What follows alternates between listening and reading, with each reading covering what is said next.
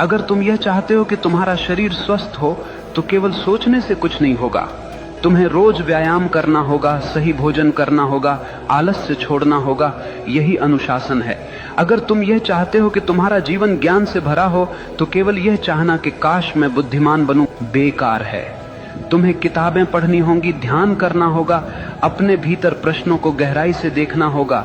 यही अनुशासन है। याद रखना, चाहत बीज है और अनुशासन उसका पानी। बीज कितना भी महान क्यों न हो, अगर उसे पानी न मिले तो वह सूख जाएगा। ठीक वैसे ही तुम्हारी चाहतें बिना अनुशासन के मर जाती हैं।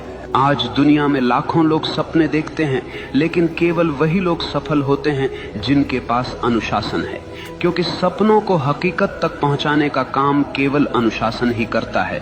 और अनुशासन कोई कैद नहीं है, अनुशासन तो आजादी है। आजादी इस बात की कि तुम अपने ही आलस्य, अपनी ही कमजोरियों और अपने ही डर से मुक्त हो जाओ। देखो, एक नदी जब तक बह रही है वह जीवन देती है, लेकिन वही नदी अगर बिखर जाए, फैल जाए तो केवल कीचड़ बन जाती है। अनुशासन नदी के किनारों जैसा है जो तुम्हारी ऊर्जा को दिशा देता है, गहराई देता है और तुम्हें तुम्हारे मंजिल तक ले जाता है। इसलिए अगर तुम सच में वही बनना चाहते हो जो तुम चाहते हो तो केवल चाहने से कुछ नहीं होगा। तुम्हें अपने जीवन में अनुशासन की आग जलानी होगी। हर दिन, हर क्षण अपने लक्ष्य के लिए समर्पित होना होगा। और जब चाहत और अनुशासन मिलते हैं तो चमत्कार होता है। तब मनुष्य वही बनता है जो वह चाहता है। मनुष्य वही बनता है जो वह गहराई से चाहता है। लेकिन याद रखना, यह जीवन कोई खेल नहीं है, यह तुम्हारी चेतना की यात्रा है।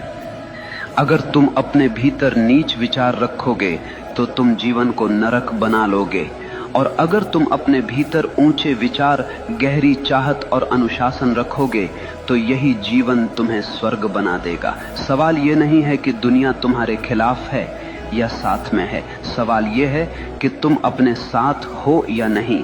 अगर तुम अपने विचारों, अपनी चाहतों और अपने अनुशासन के साथ खड़े हो तो दुनिया की कोई ताकत तुम्हें रोक नहीं सकती। याद रखना, भाग्य बाहर से नहीं आता, भाग्य तुम्हारे भीतर से जन्म लेता है। जैसे तुम सोचते हो, जैसे तुम चाहते हो, जैसे तुम जीते हो, वही तुम्हारा भविष्य बनता है। तो उठो, अपने डर को छोड़ो, अपने संदेह को जलाओ, अपनी चाहत को इतना गहरा बना लो कि वह तुम्हारी हर सांस